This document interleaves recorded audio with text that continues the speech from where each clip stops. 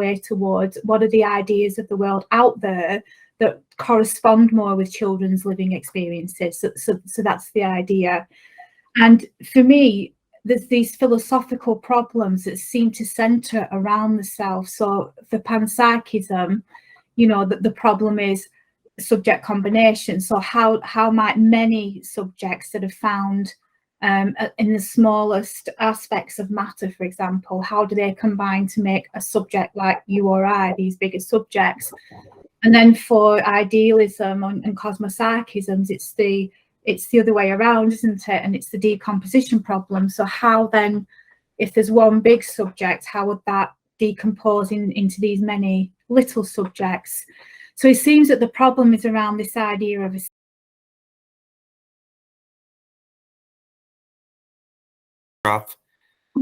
Oh, okay. Yeah.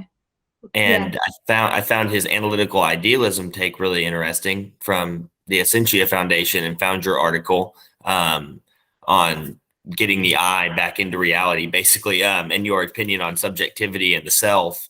And I've kind of done a lot of my guests and I have discussed this phenomena. Sorry about that. Have discussed this phenomena of selfhood recently as it pertains to non-duality and the ego and the loss of the ego that's kind of like in vogue nowadays. And I guess I kind of wanted to start off just asking you about the self, specifically as you've done research with children. It's an interesting way to look at it, to see how it arises culturally. What are the factors that shape a self and an autobiographical sense of ego? And I guess I kind of wanted to ask you how you look at that phenomena of ego as it pertains to children, and how the self is constructed. Yeah, sure. So the best place to start, I think, would be why I do this research with children. So I'm in social sciences, and most of the work that I do is social research. And when we research with people, it's usually to inform policy and practice. So it's based on, what is your experience of the world? What are your living experiences? And how can we kind of tap into that to shape systems that support you? And the idea is that we're privileging people's knowledges, their living experiences, but we have a very set idea about who they are. So we make very big assumptions about self. And it's often synonymized with the story, with the personal narrative. So, and we never really question it. So we always have this assumption that you're a child, you're a homeless person, you're a this and this, that, and the other. Now, of course, it's really important that people are included in research, and especially when it's concerned with their lives and they are experts in what's happening with them. But it's also, if we synonymize people with a narrative self, we're automatically assuming that they're separate. It's sustaining an idea that isn't very productive in the world. So we started to challenge that in a sense and say, okay, well, the first step is that we mustn't make an assumption about what self and identity is. And we have to start with the people that we're researching with and explore that in a better way. And my main research practice for the last 20 years has been with children. So a practical sense, it began with children. But I think for me, children are often missed in any kind of thinking or research around consciousness or self. And there's many reasons for that. Historically, children are a group that are seen as not having capacities, for example, to be involved in research. We have very dominant definitions of children as becoming adult, rather than, and these are based off kind of the Piagetian child development models of you're not fully human, you're always becoming adult, and you've got to reach a certain way of being and thinking, which is often logical, which is often reason, and all these things that we assign to adults. There's kind of an assumption that children don't have the capacities to do that, and it's highly debatable. Children show a lot of complex ways in their thinking that are just demonstrated differently non-verbally, for example. So this is all about how we value knowledge, how we value children, and this kind of thing. And the work is also it's a kind of convergence of my own experiences as a child, and recognizing early that we might be far more than this mainstream idea of self. Yeah. So I'll stop there because I've probably lost the question as well. I'll let you bring me back. No problem. No, I that was a good way of explaining it. I think it's a good place to start, is kind of what brought you into it and how child research works into this phenomena. It seems to me too, as we look at self, when I'm talking with my former guests, it was kind of a function of consciousness that could be dissolved, or at least in an adult person. A lot of the Eastern philosophical traditions seem to want to push towards the dissolution of the ego, and look for, and almost that becoming a beneficial practice. But without the research with children, it seems to be difficult to come to a definition on what self really is and what you're really actually trying to do with these practices too. Yeah, and I think the issue is, I think in terms of philosophy, there's a lot of focus on the self now, and for me, and I'm not a philosopher, I'm not a professional philosopher, but for me, I start with children and I start with living experience, and then I work my way towards what are the ideas of the world out there that correspond more with children's living experiences. So that's the idea.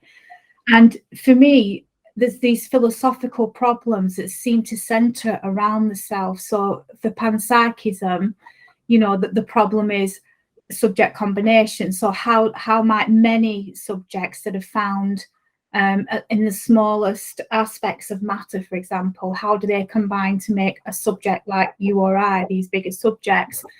And then for idealism and cosmopsychisms, it's the other way around, isn't it? And it's the decomposition problem. So how then, if there's one big subject, how would that decompose into these many little subjects? So it seems that the problem is around this idea of a self. And I think there's recent moves I think certainly in panpsychism, to kind of get rid of the idea of the self, so that then there's no problem to address. And in one way, for me, yes, I think there is. It depends how you're defining self, and we don't have a definition of self really. And I find that when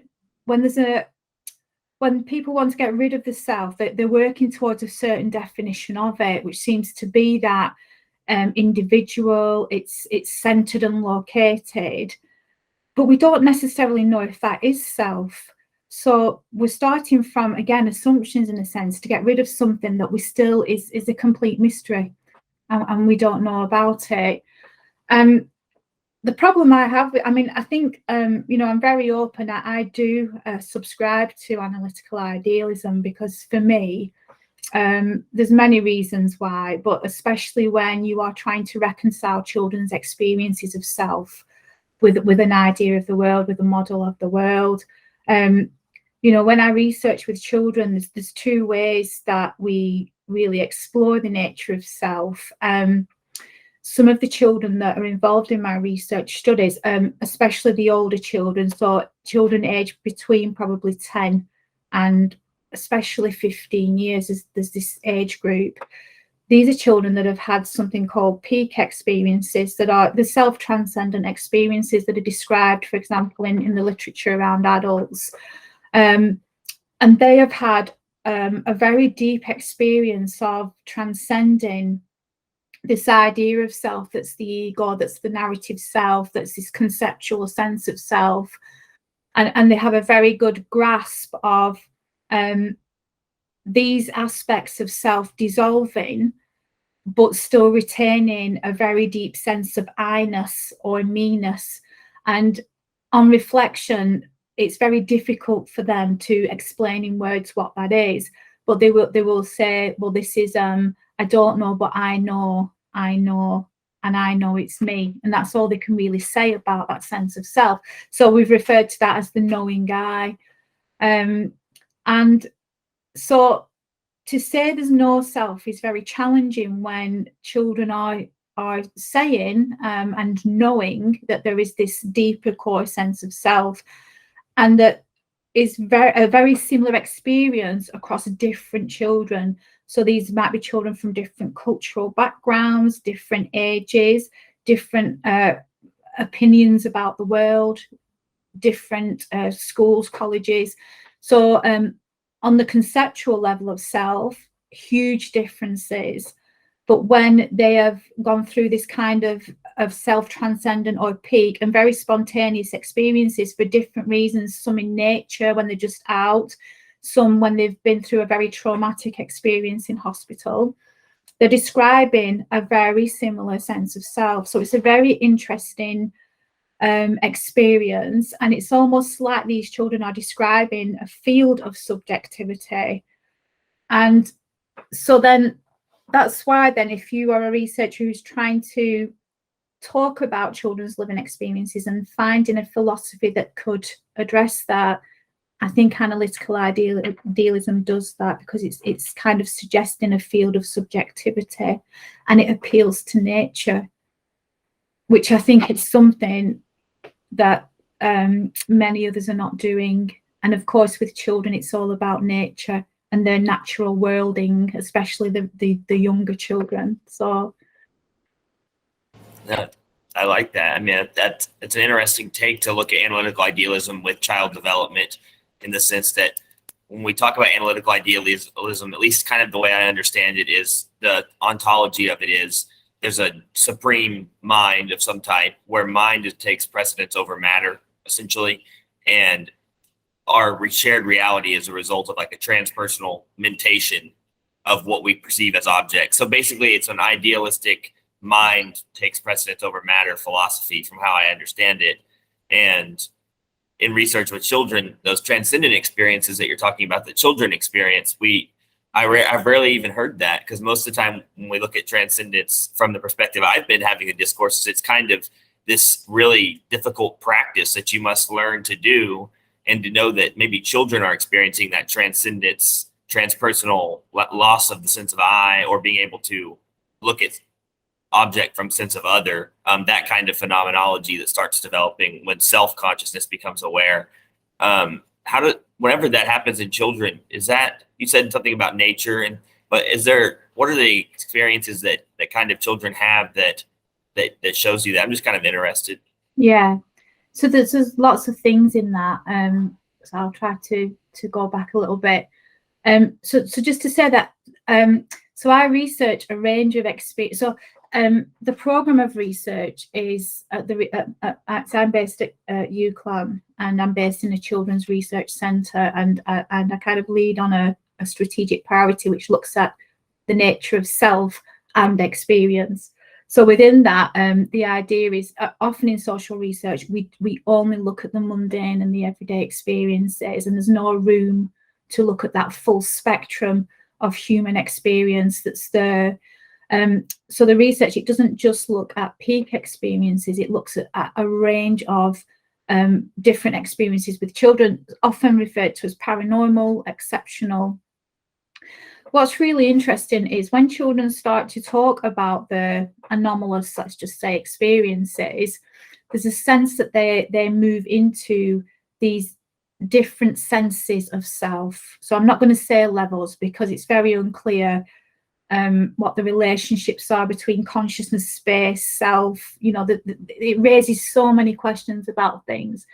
So for example, a child can talk about experiences of telepathy, and these are children that can be very young children, or they can be towards the older end as well. They often talk about telepathic experiences. They'll often talk about abilities to feel other people's bodily sensations. It always seems to be people in their close groups, and that starts again to bring up questions about the nature of mind as possibly non-local, but also about the nature of a self that isn't just an individual ego. Because children can say, well, actually, I asked them to draw it because it's very difficult for them to describe. And a really good example is one child drew 3 people. One was her friend, one was herself, and then there was one in the middle. And I said, who's the one in the middle? She said, well, it's me and the friend. So the idea being is that she is both her and her friend simultaneously when she's having these kinds of experiences. So you can see the links now between the types of experiences we talk to children about and their senses of self, which is an interesting thing, that correlation between experience, self, and consciousness. You know, that there's some correlation here that really also needs exploring. In terms of younger children and in terms of nature, and I think you mentioned the fact of there's a lot of literature around self-transcendent experiences in adults, and yes, there is. And, you know, historically, children, again, this is how children are thought of. So, for example, Ken Wilber in the 80s suggested that babies and infants were in this chthonic underworld state of consciousness. So it's almost like it's pre-egoic. And again, it's that Piagetian idea of they're then moving towards adulthood in order to attain this transcendent state of being, and a child can't achieve a transcendent state of being. But then there's arguments to say, well, actually, and I think Wilber's moved on from that because this was around the early 80s, but it kind of sticks as well. But the idea is, well, actually, is that really the case? There's not kind of two things going on here where you're there and then you're there. It's not. It's like one ontological category, and it's about how children manifest in the world, how they're expressing, how they're. It doesn't mean they're in some kind of underworld. Maybe they are already there, because if we start to question the idea of a child developing to achieve an ultimate state of this thing we called adulthood, it becomes highly questionable. Is that kind of making sense? Yeah. So then we have to think about, well, so where are children then? Where are younger children in their ways of being in the world? And if you observe younger children, and I do research with younger children as well, but it's very difficult to ascertain with younger children, have you had a peak experience? There's a sense that they're already there in a way. But of course, with an older child who's gone through ego development and who has a very good sense of an individual, and it's important, I think it's really important for children to have boundaries and to have a very strong sense of individuality. They're a vulnerable group in society. You know, they need a very good, strong sense and anchor in this world. Even though it might be illusory, it's still very important, and especially for children growing up. But there's a sense that with older children, they have this kind of meta-consciousness or this awareness where they really know when they have had an experience where who they are is no longer that 14-year-old boy or girl. They were everything. They were the universe. Everything was them. And there was a really deep knowing about that. And so it's quite interesting. But that doesn't mean with the younger children, you know, they meet the world through the senses, which is really interesting. So younger children are very embodied. And because younger children are very embodied, there's a movement now, for example, to prioritize matter over mind in social sciences. It's the new materialisms and the post-humanism movement, which is quite interesting. But I think what that does, it raises questions about what is matter, you know, what is being embodied, and what's that relationship between mind and body. Because that, you know, for me, if we always stick with living experience, I don't think we ever really do experience a physical world. You know, if we think about how we experience the world through perception, through our senses, through concepts. As adults, it's mainly concepts. Children, it's more the senses. It is kind of all a mental process in a sense. So again, we have to think about when we observe children and their embodied ways of worlding and being in the world, you know, what is the relationship then between mind and body, and what can we learn from children in that way?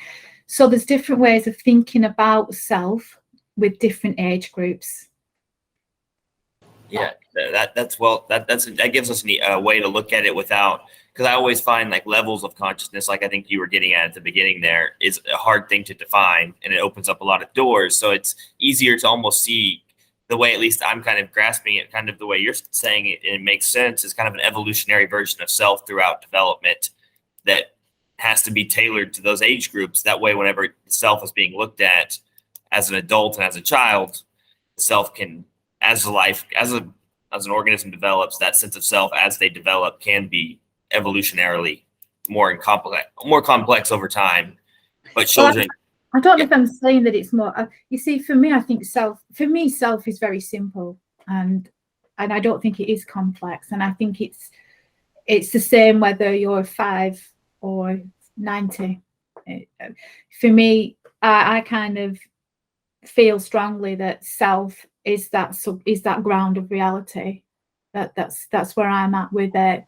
I think there are expressions of self, and I think this is where I really like the idea when I said that, you know, analytical idealism, it does appeal to natural processes, and the idea of DID, for example, is incredible, and that's the process within the psyche. It's something that we can already see happening when alters, you know, the idea of DID is where there's different alters in one host. And it just makes so much sense to me. And even when you think about, you know, teenagers' experiences of dissociation, for example, this is a very interesting phenomena in and of itself. So for me, I think children go through these liminal processes such as puberty, where they're all almost moving from one way of being in the world to another, these transitional phases, and a lot of the time that can bring about this dissociation, for example. And then, you know, mainstream services will say, well, this is wrong, and this might be a disorder. But is it a dissociation, or is it a reassociation? And, you know, do teenagers suffer through that because they are being told that this shouldn't be happening or it's wrong? Or is it just a movement back, if you like, while there's this transition taking place, if that makes sense? So again, there's things happening in nature. And I think, of course, analytical idealism appeals to that. And you see these things happening in children in all different ways. And for me, it just makes so much sense. I mean, I like you, I came across Bernardo Kastrup's work quite a while ago, and I had an experience as a child. I had two, actually. I had one when I was 5 years old, and I got run over by a motorbike, and it was a hit and run, a big motorbike. And when I'd been hit, I had this experience of I was kind of completely out of my body, and I could see everything happening. So I was kind of up there and seeing people across the street, stopping and being really shocked, and all the scene that was going on. And it wasn't for very long, but in that brief seconds, I had a sense of not being a 5-year-old child anymore. And then after that, you know, I think younger children, they don't need to reintegrate these experiences to the extent of an older child. And then when I was 15, I was in a very serious car crash. And while I was in the car crash, I had a second experience where it was like a peak experience. I was out of the car, I was out of my body, and I wasn't really anywhere, but I was everything, and I was no longer a 15-year-old girl. And so, you know, when you have an experience like that yourself, it's very difficult to integrate as a child when you have to then go back into a world that's telling you, you know, you're just you're a biological machine, or you're an individual entity, and you're part of this system, and none of it's making sense to you anymore. And this is what's happening really to an awful lot of children. It becomes really difficult. And then when I grew up and became an adult, and all these experiences that I kind of suppressed came up again, and I went through kind of another experience, and then I started searching for answers. And, you know, you go to the religious texts and you go to the spiritual books, and because I'm an academic and I do love science, and I do have a mind that is logical as well, and I want to know if anything. And that's when I came across analytical idealism, and it blew me away because I fully got it, because it was my experience. And that's the key. It's the relationship between the experience and what's being said, if that makes sense. Yeah, it actually does make sense. And I agree with you on as you go through the spiritual texts and as you do try to search out these things, both on the side of logic and on the side of traditional sacred texts, you come at an impasse of philosophy because mind and matter still don't fit into this equation. And so discovering something like analytical idealism, I can totally understand what you're saying about kind of just, I didn't get it all the way, but what I did see was somebody found a way to take this materialism that has this ontology overlaid on top of it that's become reality, it seems like, and kind of at least begin a way of creating a rift between what seems to be an overtly dualistic frame. Basically, it seems to me like we're far away from having a renewed conception of this mind and matter debate. And analytical idealism seems to at least kind of bring forth a gate to open to kind of allow that to begin. Absolutely. And it's essential, as a world, we're in real trouble and people are really, really suffering, not just children that are suffering, adults are suffering. And it's largely to do with this paradigm that's created separation, competition between people. We've lost a real sense of any kind of culture and meaning in life. And it has to, something has to give now. And I think the whole idea of analytical idealism can do that, but also I think Bernardo Kastrup himself, he kicks ass, excuse the language, and it needs its ass kicking, because for so long there are scholars and academics who have they do have a hegemon in it, and this is about power as well, and it's really difficult to challenge that very ingrained way of thinking. And it takes someone with, can I say, balls or courage to say, well, actually, no, but also have the ability, the intellect, and the, I guess, the courage to actually just say no, and this is the way it is, because it does take courage. Especially if you're actually in this. I mean, I'm in the system. I'm very fortunate now. It was a bit of a battle for a while to try to bring the research that I'm doing into more of mainstream practice within my job, but I've got very supportive colleagues now, and they are really trying to understand it. But the other thing that happened is that as an academic, you're given a language to be able to talk about these things. So if you have a philosophy there like analytical idealism that's very rigorous, that's very academic, it actually affords you a language to say, well, actually, I can use this and I can do this. So it's very powerful. Yeah. And it needs to be changed, and not even just about academia. This is about people's lives. This is about people's happiness, and it's about social transformation. Yeah, no, that's really true. And as I've talked to I talked to a emergency physician recently who has a more mind primary philosophy, and he practices medicine with that in mind, and hearing that method and that ideology and philosophy made into a medical practice, or at least brought into mainstream medicine, is interesting. It's so important. I think you might be talking about Anoop Kumar. Yes, Dr. Kumar. Yeah. I've had some lovely conversations with Anoop, because we have very similar ideas, where Anoop talks about the three minds, for example. There's a real resonance between, I look at three senses of self, and these are senses of self that children have discovered, have talked about, etc. And we were just talking about the similarities between those two models. And it's amazing what Anoop's doing. It is, I mean, in health especially, it is now absolutely needed, especially mental health, because, many of the children that I research with, they have these, whether it's a peak experience, and it's very difficult.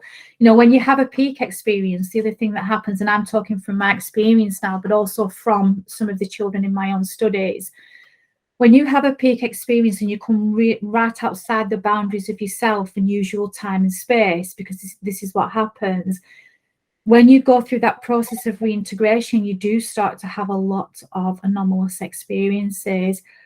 a lot of out-of-body experiences, a lot of telepathy, visions, and it's something that happened with me, and it's something that happens with a lot of the children that I research with. Very, very quickly, if a child reports hearing a voice or having a vision, they can be very quickly diagnosed. A very quick process of very well-meaning adults who don't have anything else to grasp onto, because the mental health narrative is so dominant that and as parents, we're very protective and we want the best for our children. So this is not an attack on parents in any way. This is just our conditioning, and we don't have anything else to look at to enable us to think about it in a different way. But children are really suffering because they don't have spaces to explore these experiences, and they don't have another narrative that can explain them in a logical way. They don't have access to it through education or anything. So there's a real blurring of boundaries between these kinds of experiences and what are being considered as mental health disorders. And that's another important aspect of the work that I certainly do, is to bring to attention to services there might be something else going on here. And unless we're exploring them with children, it's their epistemological authority. They are experts in their own living experiences, and we do not talk to them. We don't research with them.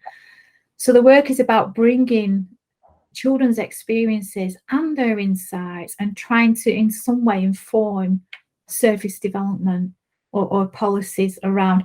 And I think there's a lot of good work going on in mental health. And I think there is a sea change. You can feel something is changing in quite positive ways, but it's still all rooted in the material.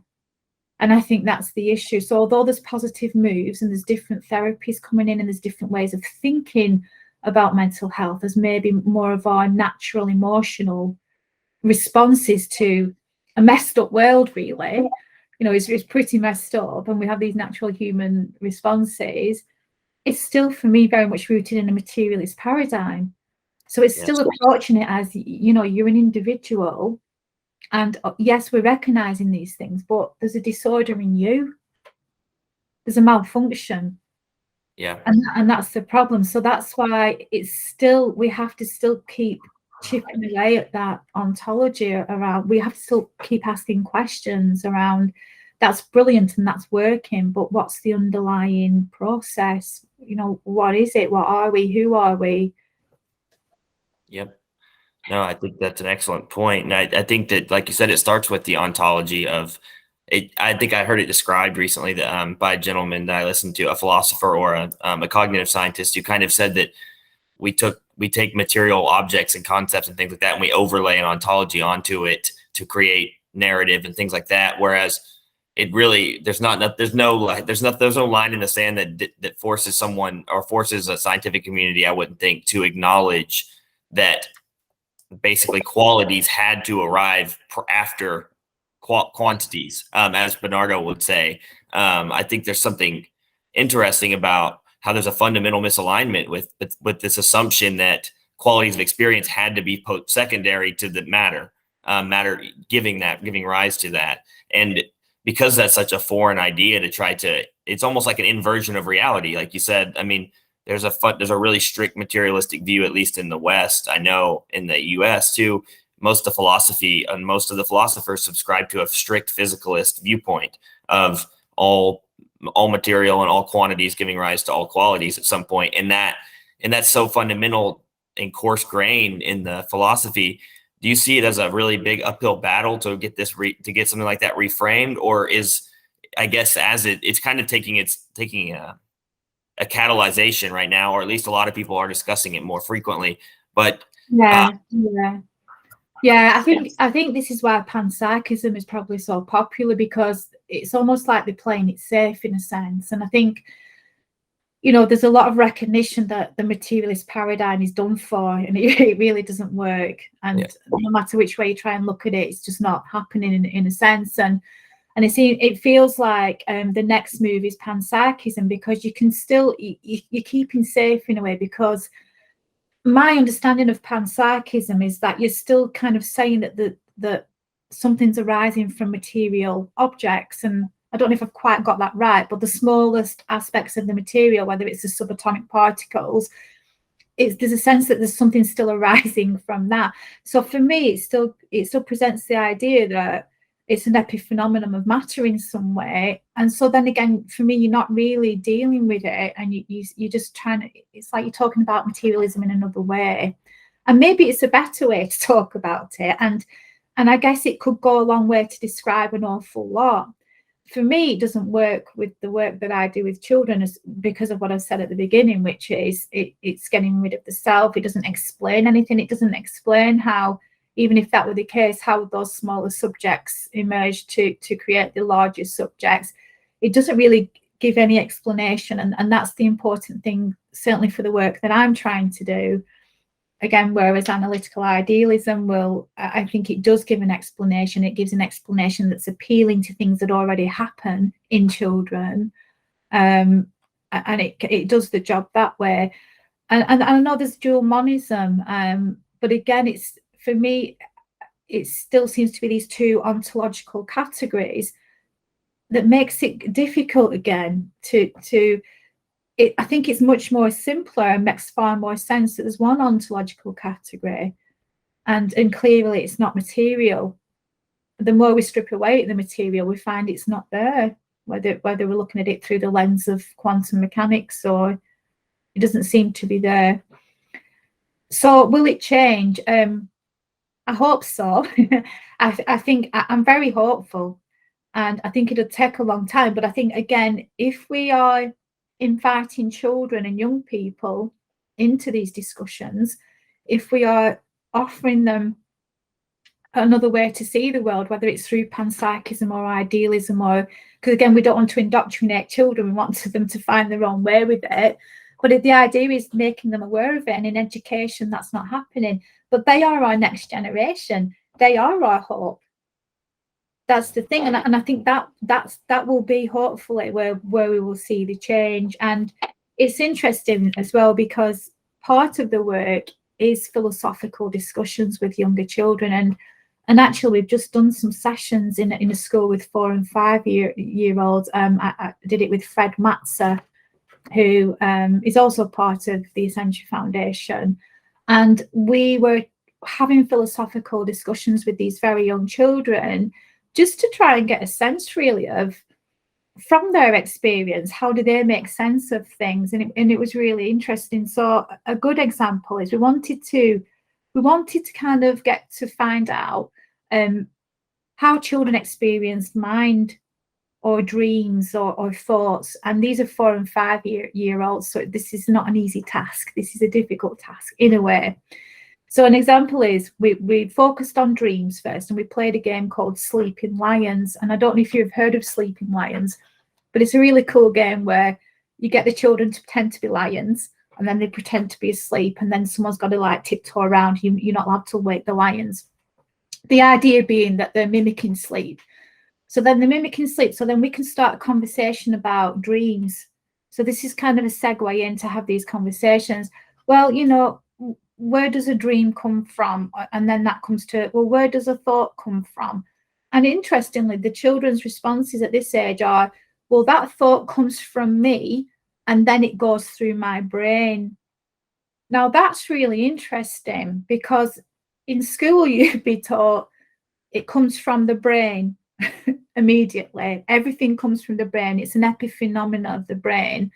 But according to these 4 and 5 year olds, it's not. It comes from me, whatever me is, and then it can go through the brain. And then that leads on to interesting discussions with children around, well, is mind different from brain? And you know, the children are so full of wisdom and intuition and insight, and how they talk, their ideas of the world are also very similar to idealism. So children will say things like, yeah, we're all one big bubble. We're all just one big bubble, and then we make little bubbles. Or we're like raindrops, and we all come from the same water, and then we go into raindrops. But, well, if you think about something like idealism and some of the analogies and ways for talking about this, the idea of the sea and the whirlpools. And children are saying this, and they haven't gone and read, you know, psychology textbooks, they're coming from their intuition about the world.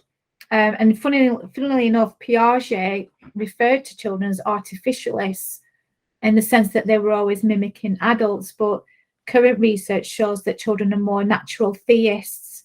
They have a real teleological idea of the universe, that it's been made with meaning and purpose. Even children from secular backgrounds, these are children from non-religious families, and even when an adult says to them, oh no, sorry, you're wrong, humans made all this, they can be very resistant to that and still suggest that there is something outside of us with meaning and purpose that is creating this life and this universe. So it's really interesting, and it feels like a deep intuition in children, and we don't see that. We don't see children in these bigger philosophical discussions around consciousness. They're not really there. Yeah, no, I understand what you're saying. I find that interesting too, the manner by which you can probe these questions with children, like the simulation you were just talking about. That's really neat to kind of hear about, to see how these things actually take place when you're doing like subject-oriented research on children, which are already, presented with a hard obstacle just to perform the research. But isolating it with those are neat to hear about this firsthand, kind of how that research is done, and people can see. I mean, that would be a really interesting way to get children to speak on intuition specifically, because I don't think a child's generally equipped with the best vocabulary to put words to those. But absent the vocabulary, the intuition's still there. And it's almost like as the child develops, they obtain and develop and nurture a wider vocabulary. And with that, they're able to create wider and more diverse stories.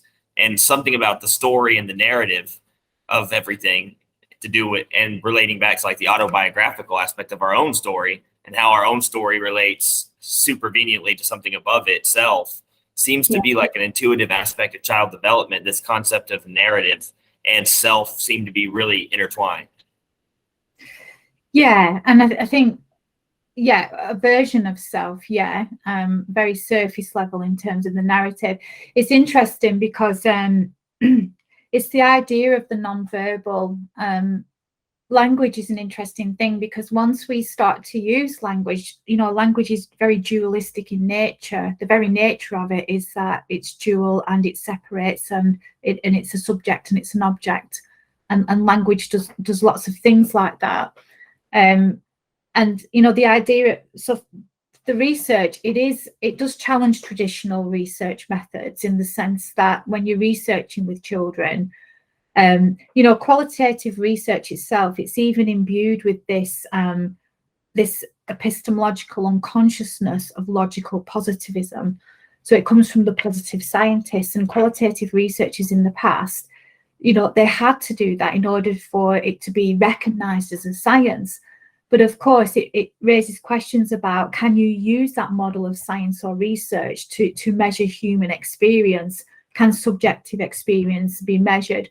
And then it raises questions around objectivity. Can research ever be truly objective? These kinds of questions that come up. But there's something about the relationship between, when we bring language in, we then automatically link language with rationality, with logic, and with intellect. And if you're working with children, not just younger children who might be pre-verbal, but I also work with older children who have disabilities. I'm currently, we're doing research in a hospital with children who have had cardiac arrest and been intubated and have no verbal capacities. But there's another language there, and that's with the art, and that's with symbol, and that's with so what I'm saying is that the other thing that can trip us up is if we feel that the only way we can explore self is through language, we're in trouble, because there's a sense of self that is before and beyond language. I think Lacan refers to it as the register of the real. So it's that sense of self that is there prior to language. It's there prior to this dualistic sense that we have once we acquire language, and once we navigate the world through a narrative. Stories are really important, culturally.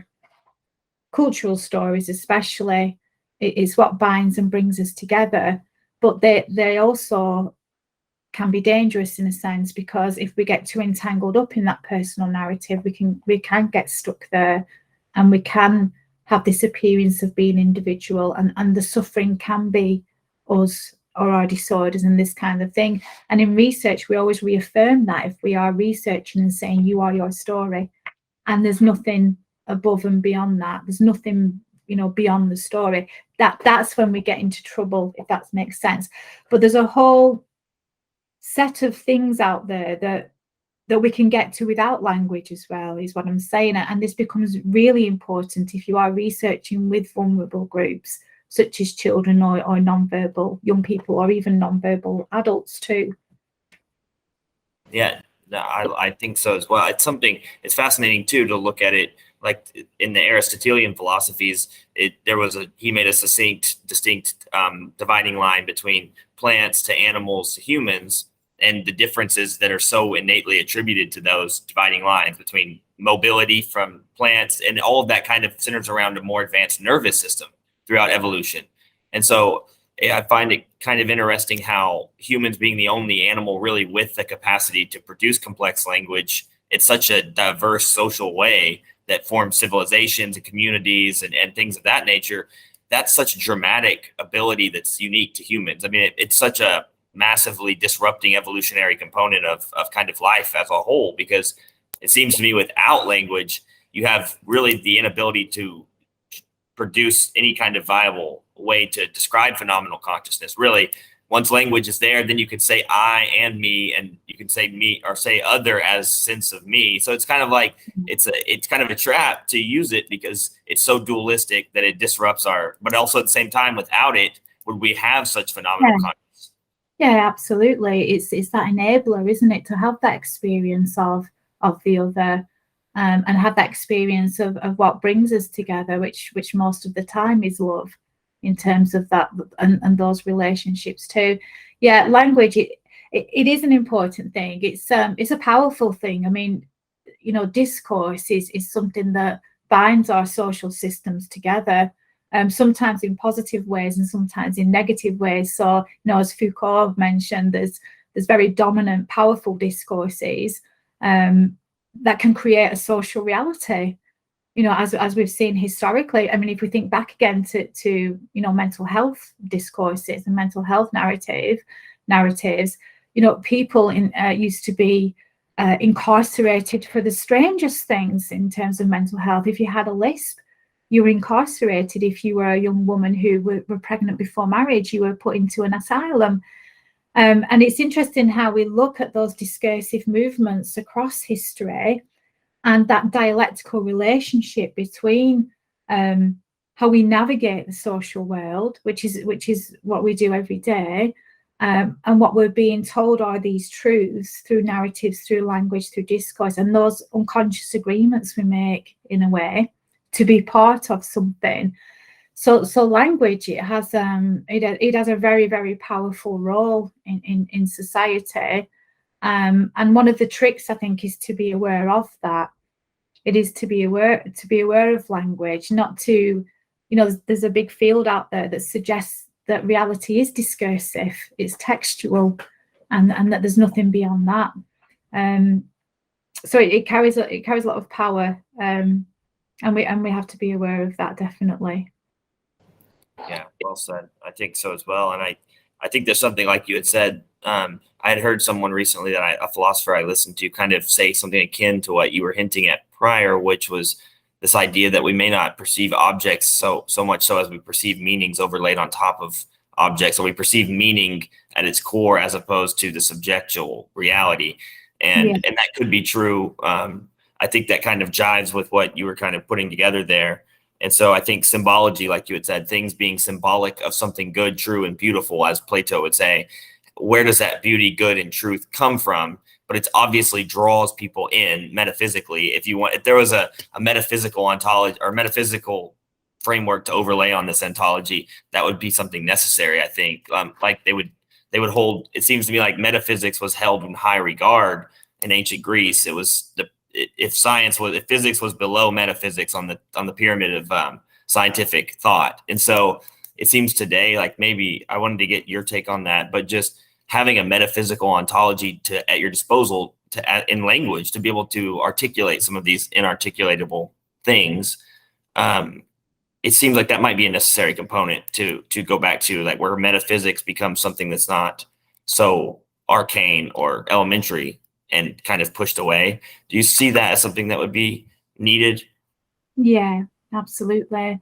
Now, I remember when I was studying, I studied linguistics and language, and I reflected on this. I thought we never ever looked at philosophy. You know, I'm very much a student of philosophy. I'm trying to get to grips with the ideas and these kinds of things. It's so important, especially in school. You know, if we think about it, we're telling children all the time from an adult already theorized material about the world, and we're not offering children a space to be involved in any kind of philosophical discussion, or giving them the tools to, and the books and all of these things, to say these are different ideas of the world. This is philosophy, and this is academic philosophy, because academic philosophy might be different from natural philosophizing, which is what we're dealing with in a way when we're dealing with children. But we're not offered that, and it has got lost. And I think that's part of losing the meaning of things and the way that the world has gone, really. So yeah, it's so important. I think it will change, and I think as part of the education systems changing, which they absolutely need to, it would be my hope that that would happen. Just to say as well, I think there's especially, I mean, it might not be the same in other disciplines, but there's an interesting thing in social sciences where if you mention anything around essentialism, or an idea perhaps that we all share the same I, or talk about Plato's existing forces and these kinds of ideas, it becomes really tricky, because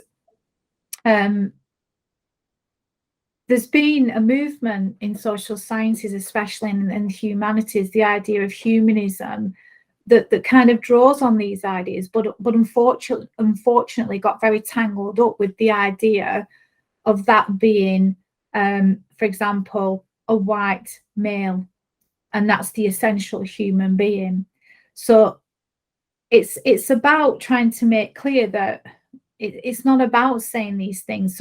So what I'm saying, it's about retaining some of these ideas while getting rid of some of the other associations around these ideas, which led to awful things in the past, such as colonialism and the othering of different cultures and women and children as well, and these kinds of things.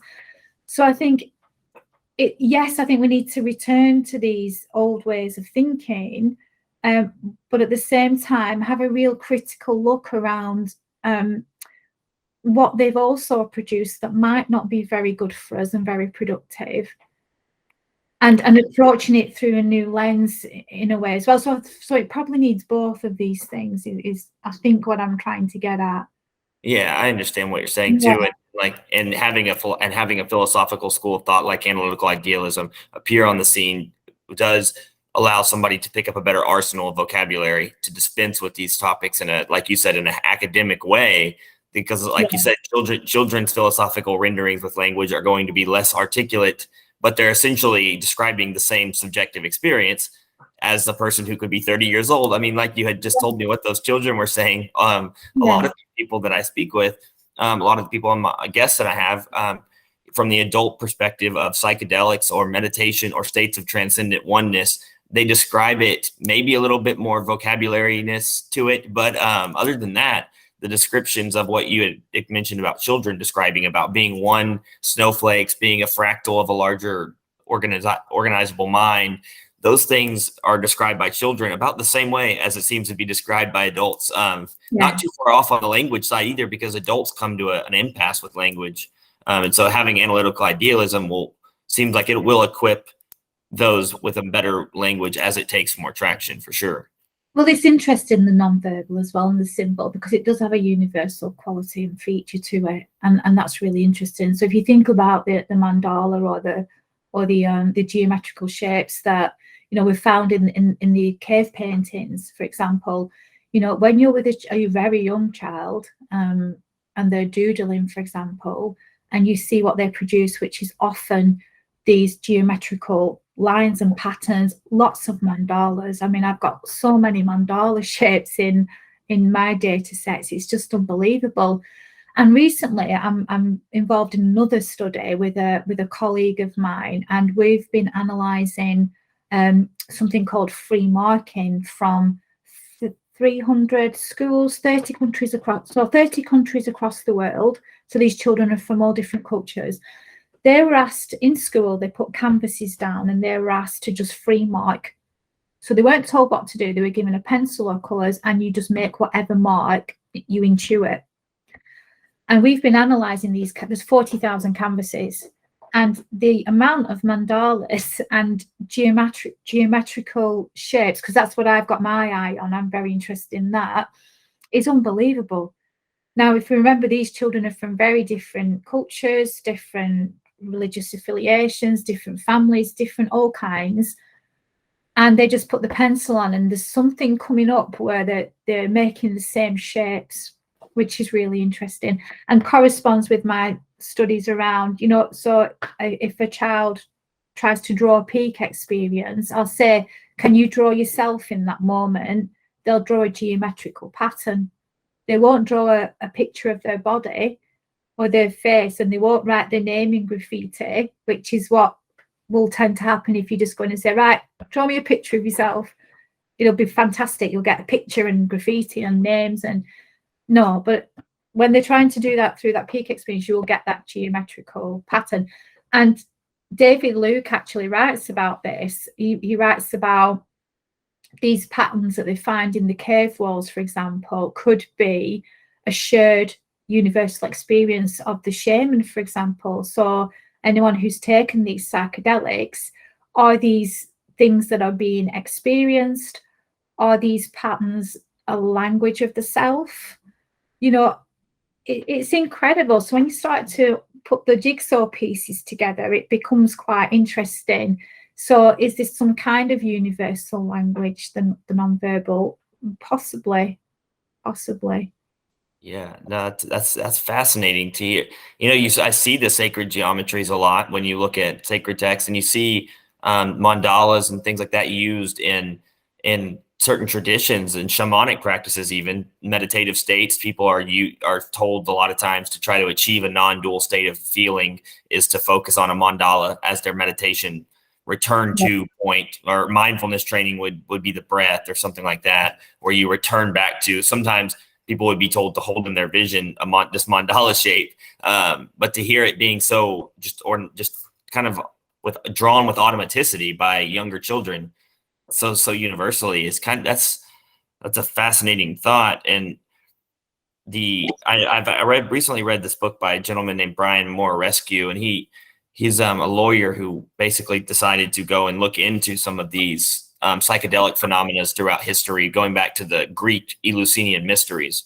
And so he basically went on a journey to try to prove that his thought was that these psychedelic customs were born, or at least have been traced all the way back to the Greek Eleusinian mysteries. And he was able to recover chalices and then do proof that this does seem to be the case. And if so, it, like you had said, the shamanic experience as well, it seems like that culture of shamanism is almost a necessary component of treating some of these medical situations. You were mentioning mental health earlier, and it seems like the mental health crisis, at least in the America, it's been 10 years since I've been in high school, but there's a lot of evolution of anxiety disorders, ADHD, a lot of medicating of children for these things really early on.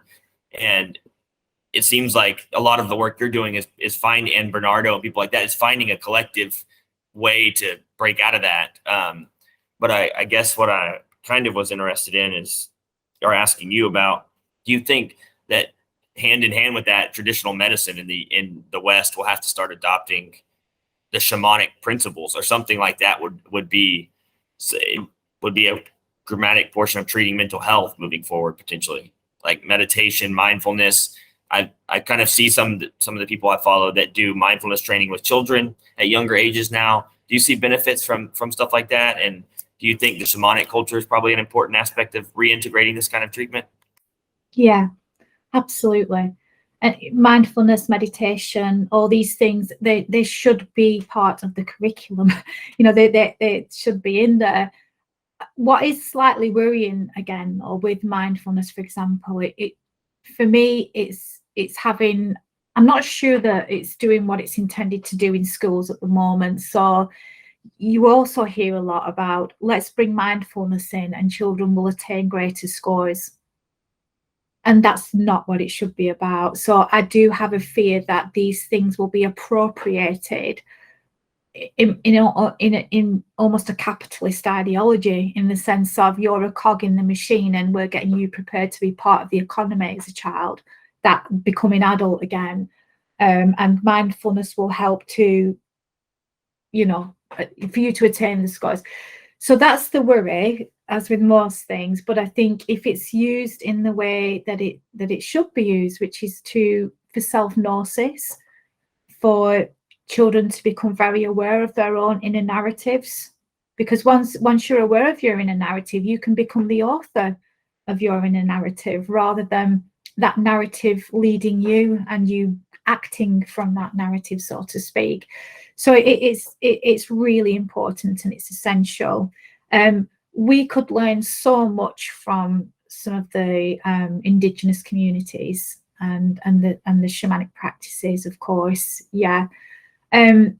It's really interesting when you think about how children who are going through, say, a transitional phase and maybe, for example, having experiences that we may refer to as psychosis, how they may be trapped in an indigenous community. What tends to happen is that child will be held by the whole community. They will have an elder who will mentor them through and say, this is okay, this is part of it, this is this. And they may get to a stage where if they go through that and they are mentored, they can have quite a prominent social role as an adult within their community. Now, that's very different from a child in the West who, if they started to have these experiences like psychosis, that would be a very different trajectory for that child, and that child would probably suffer. And many children that I am very aware of, I mean, I'm not just a researcher. I do some bits of voluntary work, and I live in one of the most deprived towns in the UK. So I live it and I see it. So this is not just theory. It's just really important to say that. And this is happening. Some children are dying. They've been incarcerated and are dying in these places. So this is very, very serious. But there's a lot we can learn. I know there's a lot as well around trialing psychedelics and mushrooms and this kind of thing. And I think it's great if we can get away from the pharmaceuticals, and anything that's more natural is absolutely the best. I think it's about us as well. If we engage in self-gnosis, I think we start to understand that we don't have to rely so much on the so-called experts who can tell us what's good for us, whether it's the medical experts. And, I think I really value experts. I'm not suggesting that they're all, but what I'm saying is it's about self-autonomy and community autonomy, and us, through understanding better who we are and our own capacities and capabilities, we may not be so dependent on these systems that are clearly not working, and systems that are very much rooted in a materialist paradigm, and probably that's why they're not working. So yeah, a good way to go. Yeah, exactly. But like you said, it is an extremely serious, pervasive topic. And I know it affects a lot more than just the US. And I hope as well that simply, the introduction of mindfulness, like you said, I find it would be kind of a disservice to the practice if it were to become more of a stress ball for Sam Harris, a philosopher I follow. He likes to separate out the real, true, intrinsic purposes of mindfulness, which isn't to lower the blood pressure or achieve all these physiological symptoms. a lot of times that takes over as the main front for mindfulness propagation, whenever really, truly, he promotes it and teaches Vipassana meditation and mindfulness as a true intrinsic way to understand fundamental natures of the mind. And that comes first to the practice. And I could see the inversion of that potentially occurring if mindfulness training was to be propagated just widely because it had some kind of statistical result for the children to succeed later in life. Then you could see it. Unfortunately, the goal would be shifted from let's understand fundamentally what consciousness is and what self is to let's lower our blood pressure, let's lower our stress, and let's get higher test scores. Then mindfulness just becomes another. Yeah, absolutely. Yeah. And we don't want that to happen. It is happening though, unfortunately. That's the thing. It is happening. So what you do about that, I'm not sure, really. Yeah, no, that's kind of an enigma there. It's full transformation. The systems just need a complete overhaul, really.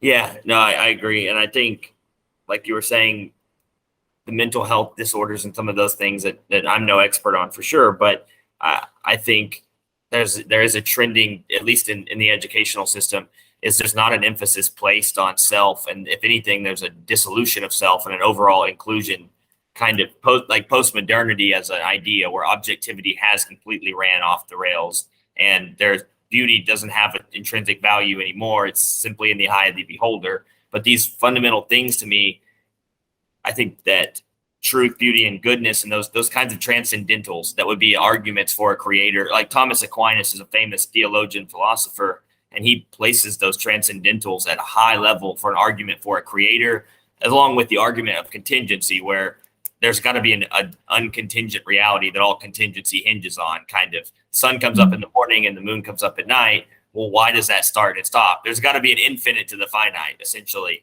And he uses these theological proponent arguments to present a case for a creator. Is his intent with Thomistic philosophy, and he's one of the geniuses of the Middle Ages philosophy. And he wrote a book, Thomas Aquinas did, called the Summa Theology, and he gets into this. And I find something neat, though, at least from a Christian framework philosophy, is it's very monistic. And if Christians, at least since there's a large portion of Christians in the world, if they were able to at least stay in their Christian framework, you could see that the reviving, at least my intent to revive some of these theological ideas was because they capture analytical idealism. They work with it.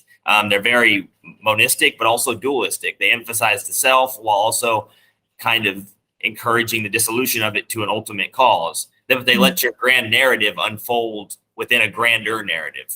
And that way, the idea, I think, some of the, going back to the mental illness thing, our topic is so critical, is that there's a lot of dissolution of self and individuality. And I think as that happens, that's a good thing for some ways, like you were saying, but if it's overly emphasized, like people lose the sense of I as an agent, then I've seen a lot of philosophers now take that further to the complete and utter dissolution of the idea of free will, which seems to be even children, I would assume, have a very basic intuition that they operate in the world as an agent. Would that be something you see in children, I guess, too? That's not something that comes up as a problem. Yeah, it's really tricky, is free will. I don't want to speak too much about this because I don't feel that I know enough about it. I can only speak from experience, I guess, and from children's experiences as usual.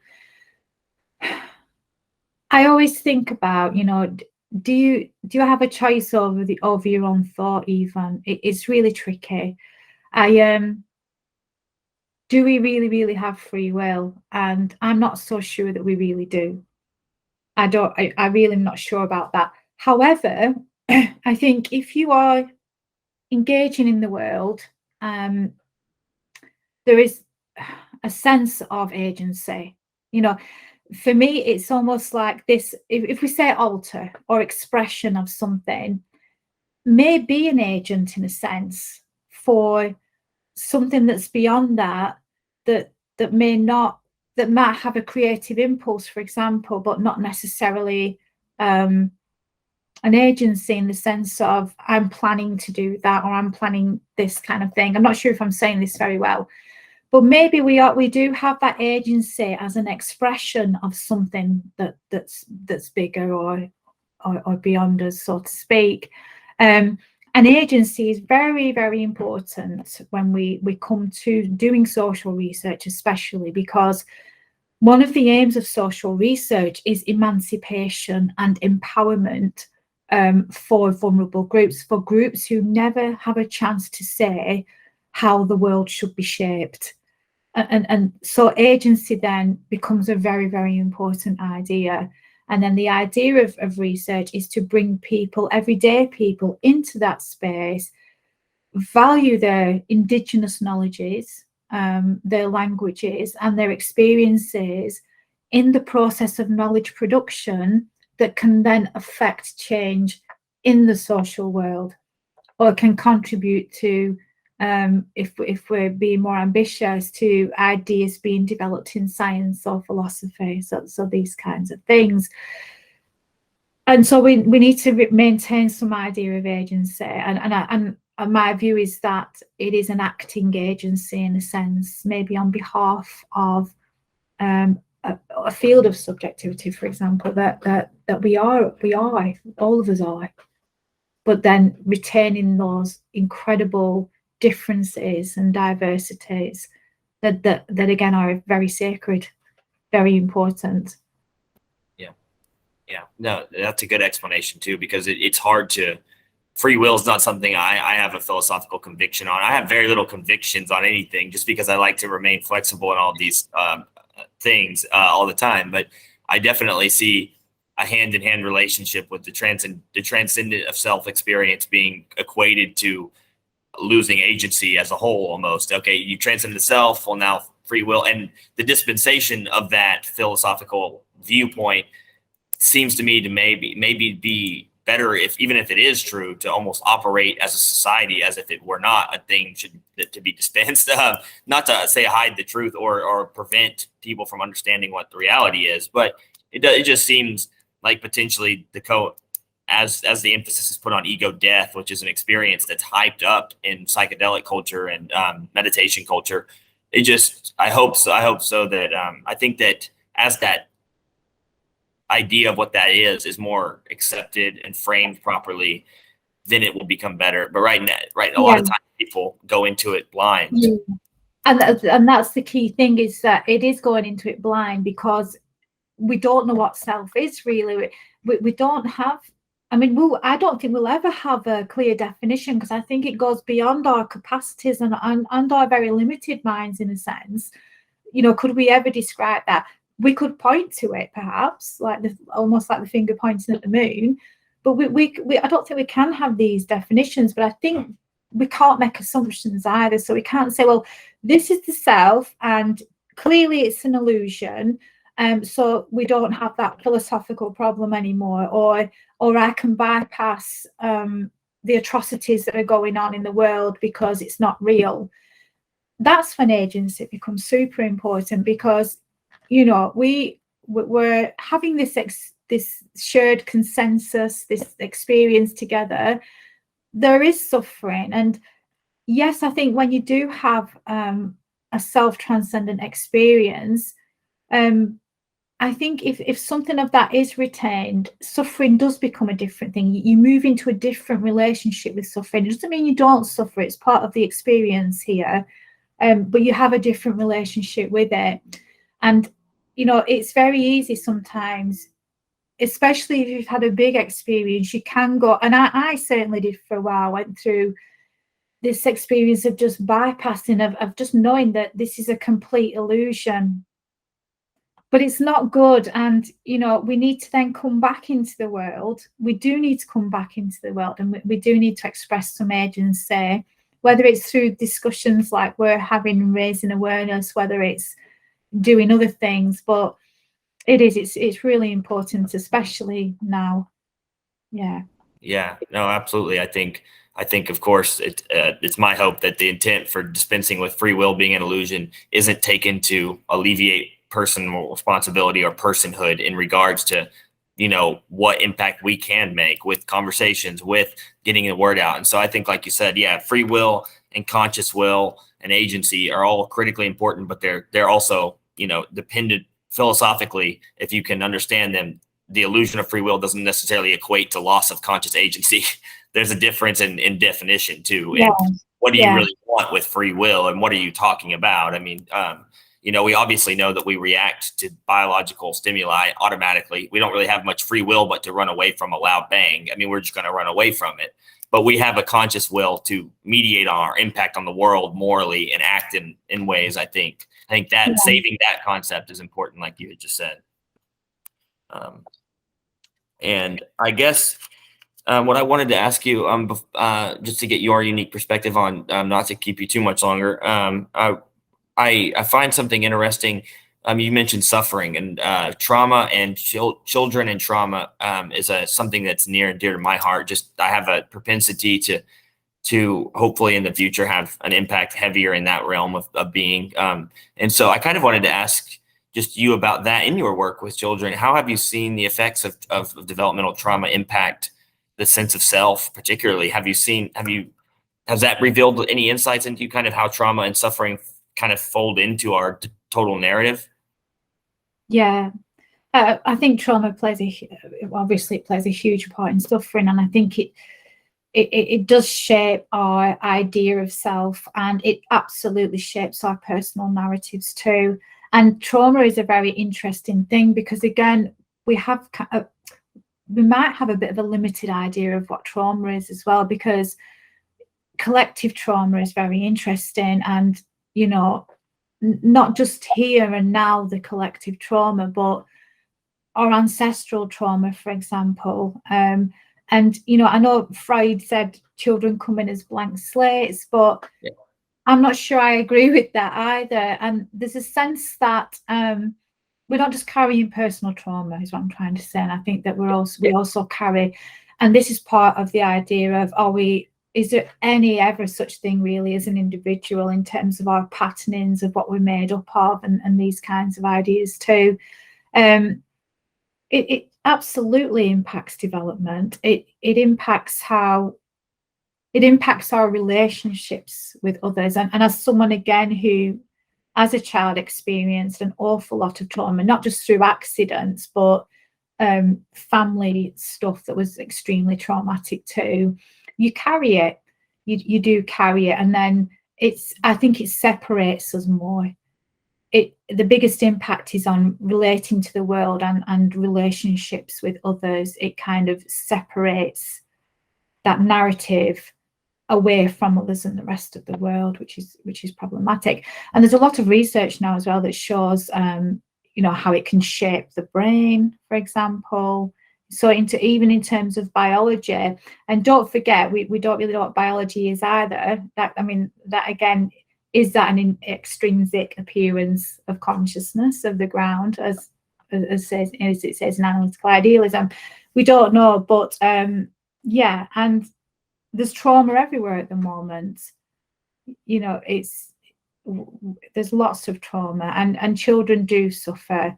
And then I don't think they're given the relevant spaces, again, to explore the trauma, because it manifests in a range of different ways too.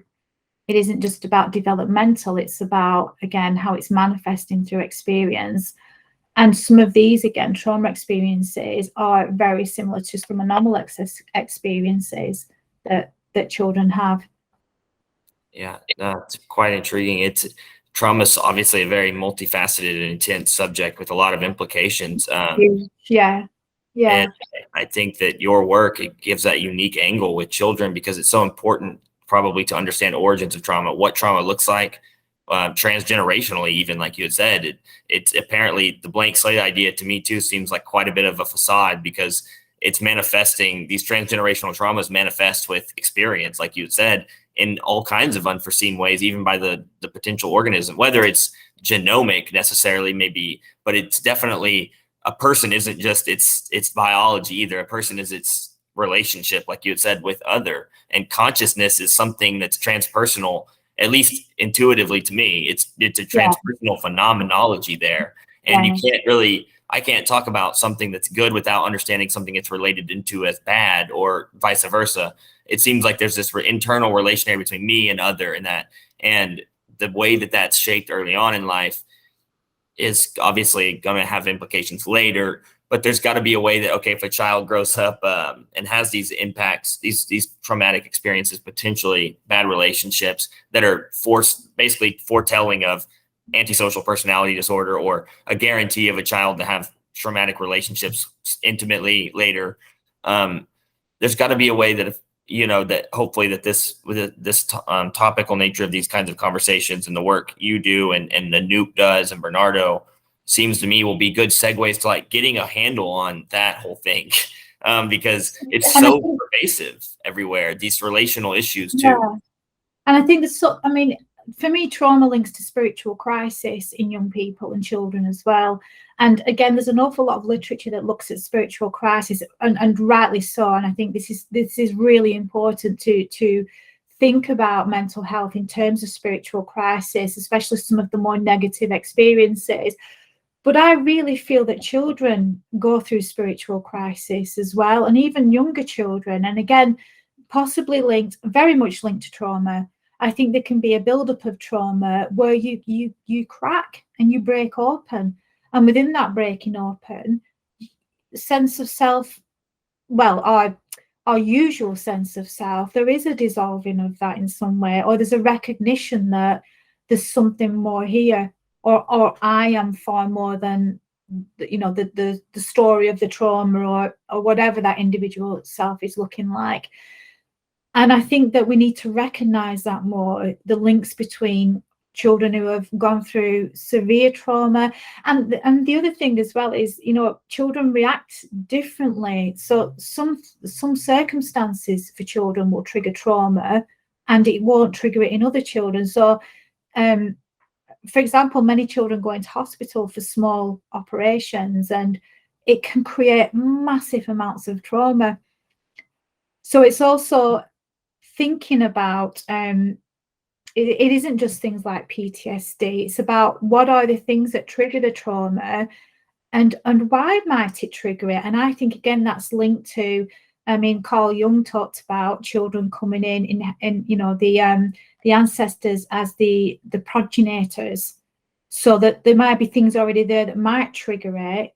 And it's exploring that. And again, it's about having the tools to come out of the materialist way of thinking about all these things, and bringing in things that might normally have been seen as pseudoscience, for example, having which we can't do at the minute still. I think we're still quite a long way off from that, but it's rethinking it all, and it's recognizing that children might have spiritual crises as well, and what can we do about that? Because I think if we can address the spiritual crisis, we're addressing trauma within that. No, well said. I agree with you. I think that, and I think a lot of spiritual people would agree with that too. Non-materialist type people that are just generally predisposed to believing in something other than their ego as the highest determiner of their causes. People with that already mentality are a little bit different minded than me, whereas it's a constant fight for me to believe in a divine existence. So it's always faith having to battle with my logic all the time. And so there's times where I doubt faith in a creator. There's time because inevitably I come across pieces of information all the time, and my intellect wants to assimilate that in a scientific fashion versus what I feel to be spiritually true about what the universe is. And so it's but however, if I ever allow that desire to if I reprioritize my character, what I want to pursue as my intellect, and I put that as the top of the pyramid, that doesn't do too well for me either. I get spiritually neglected, or I get mentally and consciously, you lose a part of your being. So it's almost a meaning crisis of sorts that kind of leads to these things where whatever's generally objectifiable in your life that you're working towards actualizing, that's critical that maintains some sort of sacred symbology to you, that's above you. And I think there's a trend in postmodernism and things like that to devolve any sense of objective good, true, and beautiful, and to replace that. And so I hope that the conversations like these, but just the work that you do, and like Dr. Noop, who I've talked to, and Bernardo, it's such an amazing group of people, like the Essentia Foundation. It's been wonderful to discover y'all's work. I think y'all do excellent stuff there, and your work has been something of a really neat for me to discover. And so I just wanted to say that at the end, and I wanted to thank you again for coming on and talking with me, because I don't want to have to keep you too much longer, but I've really enjoyed talking to you and wanted to say I really appreciate it. Oh, it's been a real pleasure, Ethan. Thank you so much. Yes, ma'am. Thank you very much. And I'm sure I'll talk to you again in the future. So take care, and thanks again. Thanks, Bye. Ethan. Take good care. Bye. Bye.